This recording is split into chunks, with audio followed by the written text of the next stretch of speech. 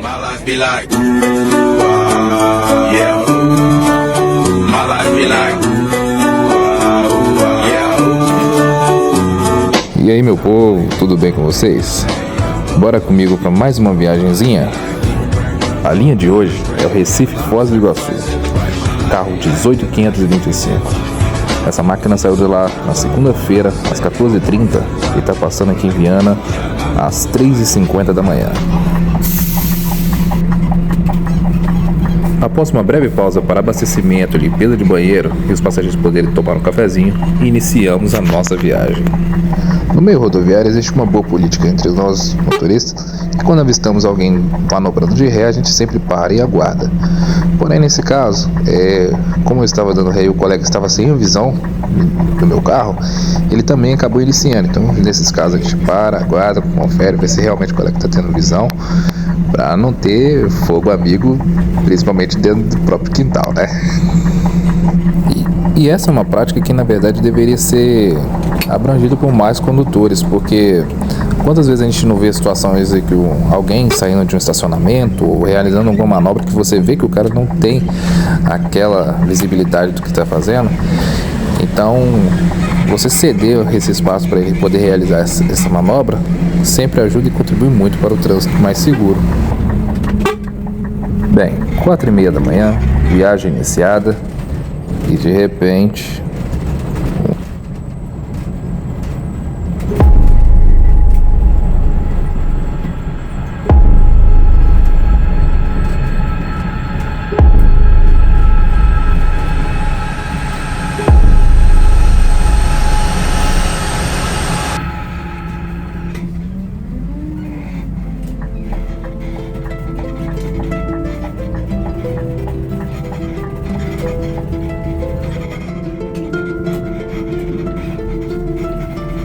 nos deparamos com uma carreta tombada no sentido contrário, no meio da curva. Pelo fato de alguns cones estarem derrubados, isso dificultou um pouco a percepção de qual faixa que realmente havia o problema. A carreta em si não aparentava tantos danos, então com isso a gente deduz que o colega esteja bem. Mas cenas como essa nos fazem refletir sobre a vida na estrada e os perigos que a estrada nos traz, né? Essa BR-262, por exemplo, é uma BR que eu amo, porém ela esconde vários perigos. Ao começar pela sinalização da via, que é muito precária. São vários trechos de serras, curvas fechadas, serração pesadíssimas, e tudo isso é um agravante para nós. Seguimos nossa viagem, terminando de subir a Serra de Santa Isabel, passando pelo trevo de Domingos Martins, e já estamos nos aproximando de Marechal Floriano. Nosso carro ele não registra nenhuma parada nesses locais, então a gente só passa direto pela BR. E já são 5 da manhã e o sol parece que está meio com preguiça de levantar hoje.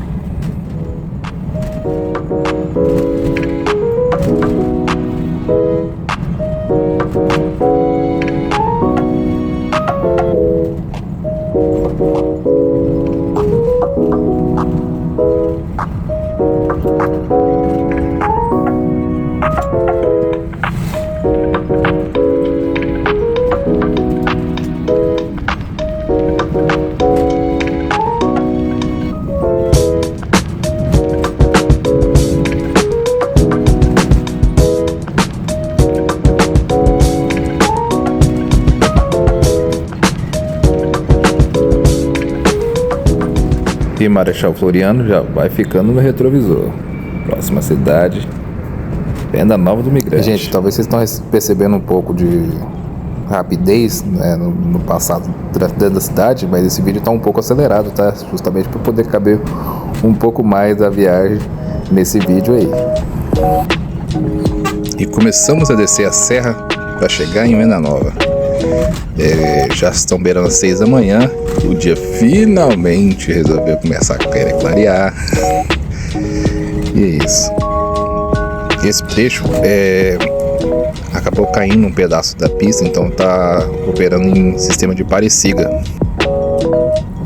E como eu disse anteriormente, são trechos de bastante serra, e essa daí, particularmente para chegar em Venda Nova, é uma serrinha bem pesada e perigosa. É pedreira de lado, ribanceira do outro, mas isso não tira o encanto desse lugar. É um lugar muito bonito. Inclusive, lá tem a tradicional festa da polenta. Inclusive, esse ano não teve, porque eles estão reformando o local, mas tem a festa da polenta, tem a festa do morango. É um lugar muito bonito, próximo à Pedra Azul, que cara, é sensacional. Infelizmente não teve como eu gravar esse pedaço da Pedra Azul, e também estava com bastante, as nuvens estavam bastante baixas, então ela estava bem escondidinha, estava de cobertor, como se diz, né? Então ela não apareceria na cena. E também meu suporte acabou caindo, e durante a direção a gente não mexe. Caiu, a gente segue do jeito que dá. E só tive como consertar no Pareciga ali atrás. E nesses momentos de serra, motorista, a gente tem que ficar bastante ligado com relação à temperatura, né, do motor, a pressão do óleo. Se você estiver subindo, principalmente, aí é que tem que reforçar mesmo a atenção para não deixar a temperatura subir demais, né? E no caso descendo, a gente sempre fica ali alerta com relação ao giro, né? Porque, por exemplo, essa serra eu desci utilizando primeiro, segundo, de vez em quando terceiro estágio do retarder. Então a gente tem que ficar ligado com relação à temperatura. Não é simplesmente a gente ligar e deixar ele cortando direto, entendeu? A gente tem que ficar sempre ligado com relação à temperatura, né? Ver se o giro está adequado, porque se você tiver um giro inadequado para utilizar o retarder, ele acaba esquentando e sobrecarregando o sistema. Então, aí é a hora que você vai ter que parar de usar ele, né, começar a utilizar o freio de serviço. E nesse momento, fizemos a descida aí, graças a Deus, sem nem precisar triscar o pé no freio. Simplesmente dando uma distância. Vocês observam aí que eu sempre dou uma distância do veículo da frente, para, se por acaso ele ficar triscando o freio desnecessariamente, a gente não precisa fazer o mesmo. Simplesmente com a redução do retardo, a gente consegue fazer isso de uma forma bem programada.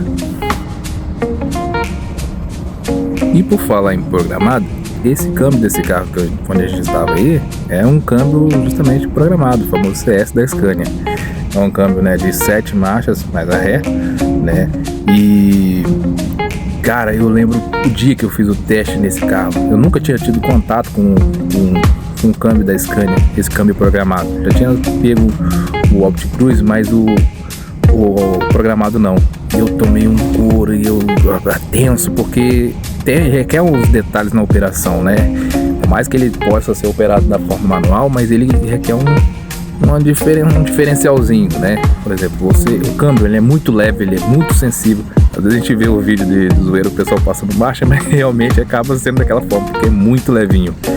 E o pé você tem que obrigatoriamente ir até o final, dar o fim de curso da embreagem e segurar um pouquinho. Não é simplesmente você só fazer aquela meia embreagem, soltar e achar que vai engatar, não. Porque se você fizer isso, vai cair em neutro e você vai parar no meio da serra.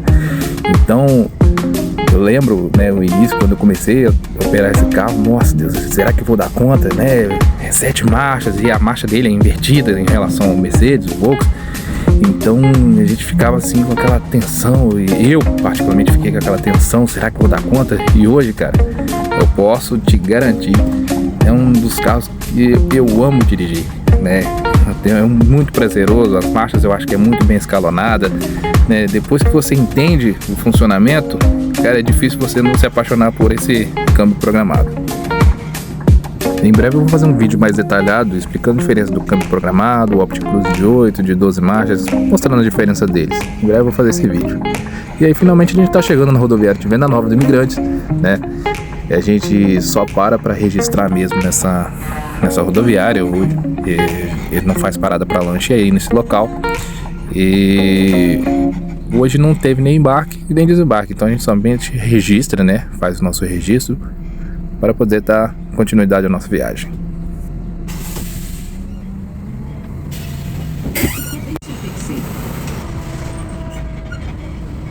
Já de volta à estrada, esse trecho logo após o Brejetuba, mais um pedaço da pista que cedeu. Então ali também é um trechinho de bastante atenção. E juntamos mais uma fila aí, vamos comboiando a galera. Esse momento a serração já quis querer aparecer, mas não chegou com força total não.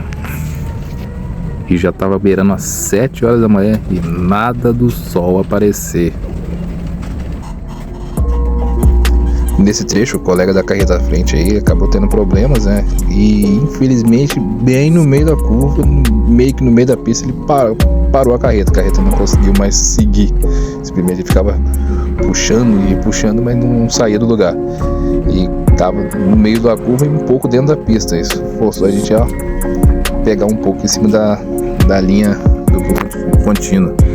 E o problema é quando você entra um pouquinho na faixa assim, é justamente quem vem no sentido contrário, né? Porque acaba sendo uma situação de risco, né? Mas graças a Deus deu certo. E também quando a gente já faz essa ultrapassagem, a partir de 5 vezes a gente já começa a sinalizar também para os colegas que vêm no sentido contrário para que possam maneirar, ou seja, que tem perigo na frente aí. E uma das formas que a gente sinaliza o colega que está no sentido contrário é justamente sinalizar com a luz alta várias vezes, né? Então fica até ciente para você, se por acaso você topar com algum carro na estrada sinalizando para você, fica ligado.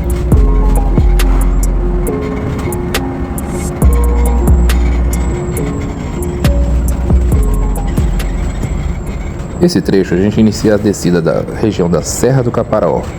Se eu não me engano, acho que é a região com maior altitude a nível do mar da BR-262, chegando a 1.174 metros de altitude. Os ouvidos toda hora ficam tampando.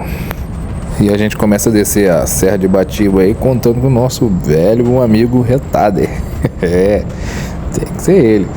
Ajuda a poupar o freio, não precisa nem triscar o pé nele, simplesmente a gente descendo aí dentro da velocidade programada, dentro do giro programado. A gente não tem nenhum susto aí durante a nossa descida.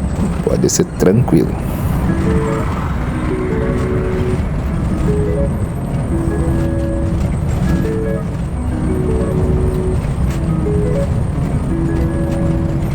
E chegando em Batiba, a gente percebe muito a diferença, né, de plantações. Tem muito pé de bananeira, tem cafezais ao redor da pista. E tudo isso dá um charme especial à nossa famosa BR-262. Inclusive agora toda a BR está decorada com girassóis. Preto, eu juro pra você, 3h30 da manhã eu parei na pista para colher um monte de flor de girassol. Mas não sei o que aconteceu, ela não aguentou viagem. Chegou no final tudo murchinha, não deu pra levar não. Mas eu prometo pra você, a próxima vez que eu passar lá, eu levo. Tá bom? Imagina a cena, 3h30 da manhã, eu colhendo flor. É mole. Volta pro vídeo.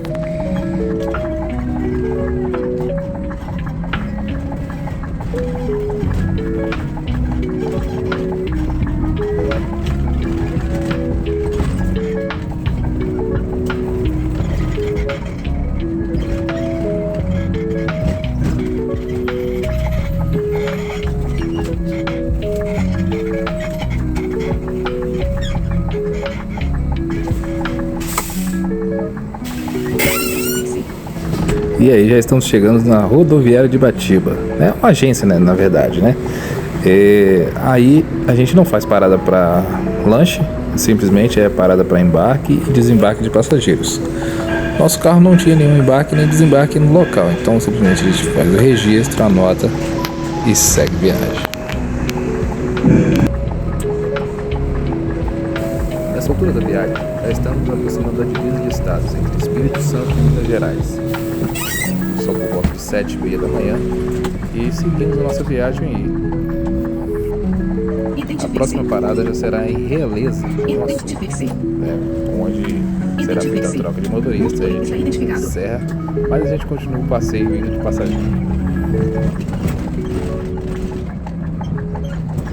Graças a Deus a gente conclui a nossa viagem dirigindo, né? Chegamos em Realeza, né? Tá aí o carro, os passageiros puderam tomar um café. Já são 9h15 da manhã. Então a gente aproveita também tomar um cafezinho, né? E dá sequência à nossa viagem agora com outro chofer. E em Realeza, pessoal, tem um entroncamento bastante importante aí, onde a 262 ela cruza com a 116. O pessoal que tá vindo do Rio de Janeiro, com o sentido a Valadares, Aí praticamente tem esse cruzamento de vias aí com quem tá vindo de Vitória, sentido BH ou vice-versa. E agora 12:30, deu fome aí? Aqui também, estamos chegando em João Molevade. Esse aí é o grau de Molevade, obrigatório de parada. Aí já ocorre uma outra junção de rodovias, aí já é a 262 com a 381. Nesse trecho, quem tá vindo de Valadares e Patinga, junto com quem tá vindo de Vitória, todo mundo rumo a BH.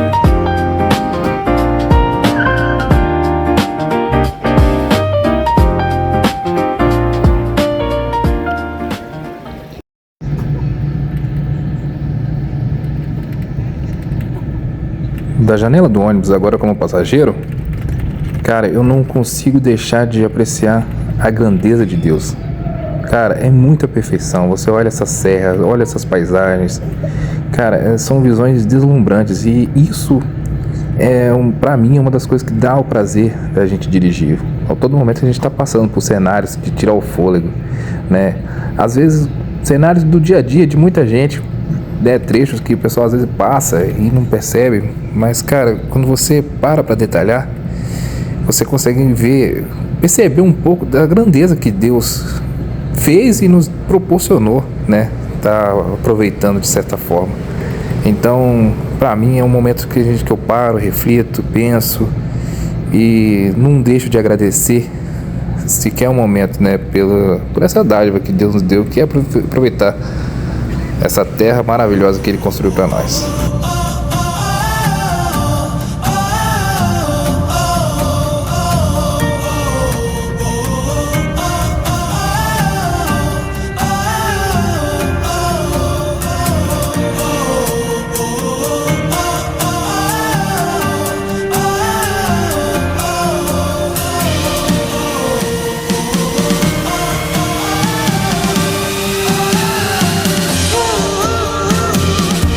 E já são por volta de 3 da tarde, a gente começa a se aproximar da capital BH. Pra variar, com o trânsito. Não podia deixar de faltar, né? Não tem jeito.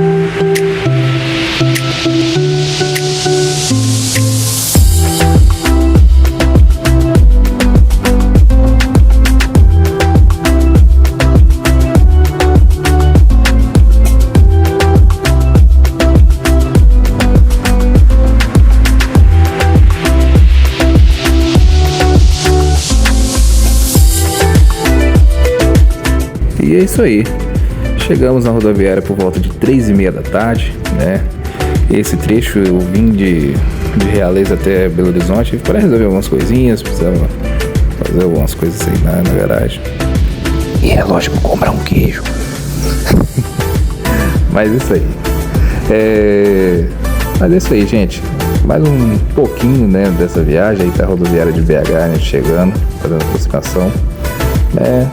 Para todos vocês que gostam desse tipo de vídeo, fortalece aí, considere se inscrever no canal, deixa o seu joinha, compartilhe o vídeo. E eu sou grato por cada um de vocês que estão aqui acompanhando até o final dessa jornada. E continue conosco que mais vídeos virão em breve, tá bom? Muito obrigado, um abraço, fique com Deus, até a próxima.